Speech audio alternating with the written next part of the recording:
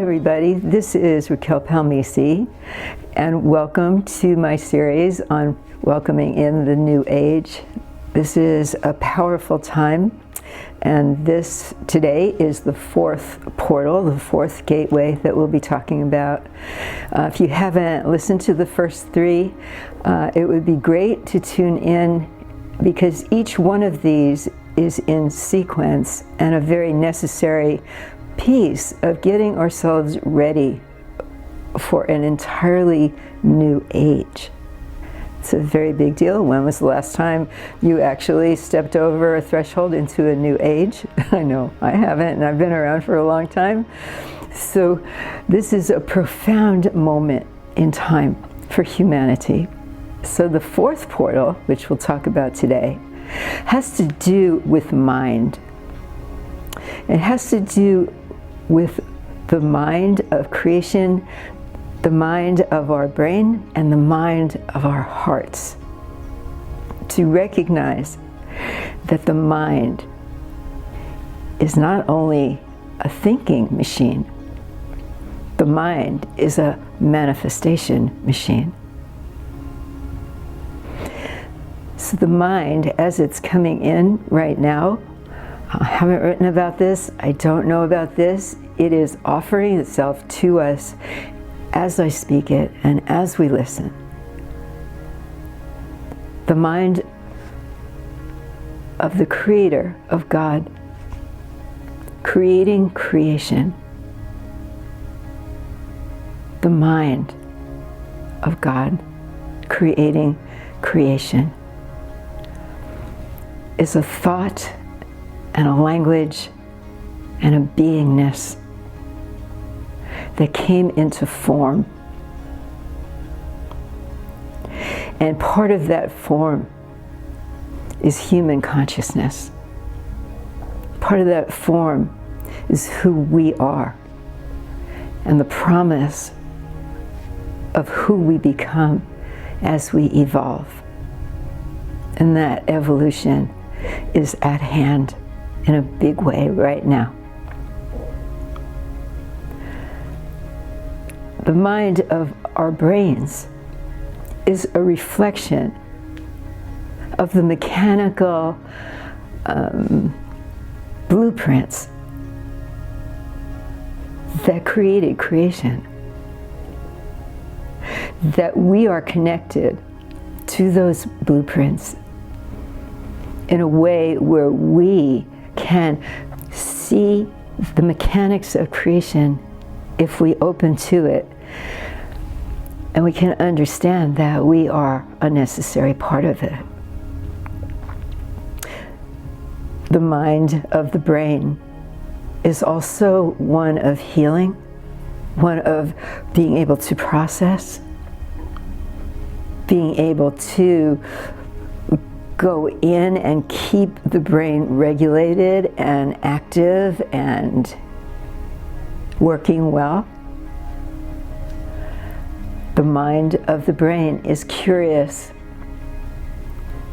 and loves to learn when it is clear and unafraid. The mind of the brain is tied into the emotional body and is impacted by emotional damage, trauma, all kinds of things that we experience in life. And in that mind can help us clear, help us heal. But there's another mind too.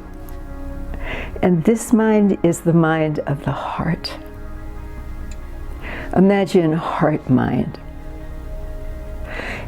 And this is a shift that is waiting to happen.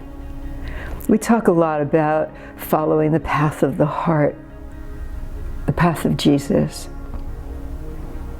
And that is an instinct that all of us have inbred into us. It is innate. But we don't really know what that means, except to be good to each other and treat each other as we would like to be treated. Being generous, All those things are the path of the heart. And great books have been written about that path. But the mind of the heart is a whole different thing. The mind of the heart is a knowing. The mind of the heart, when we learn how to listen to it, when we come out of our heads and quit ruminating and going around in circles with our thoughts and trying to activate our brain mind to make our decisions, we often find ourselves just doing the same old thing over and over again, maybe in a new way. It's a trap.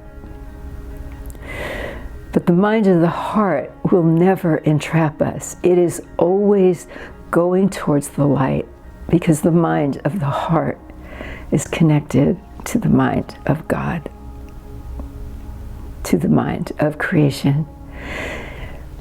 And in that, the mind of the heart is super creative. It is an open thinker. It loves. It operates in a realm of love, and it doesn't necessarily have an agenda.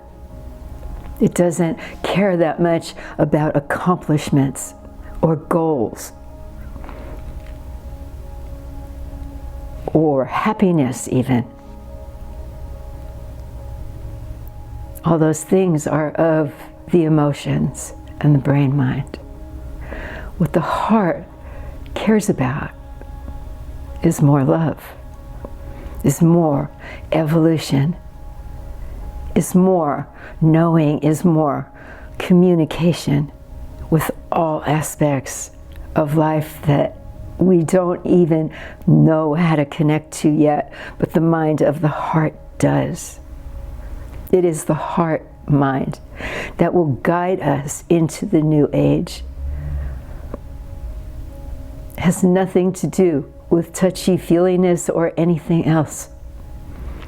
The mind knows, the heart mind knows that sanctuary is not necessarily a safe place. But it is a place of constant and ongoing creative evolution. To access the heart mind, we need to get really quiet. We need to try to listen to what our hearts are saying. We're all very unique individuals. We all come from a place in creation that's different. How do we learn to listen to the mind of the heart and have it sync up with the mind of the brain?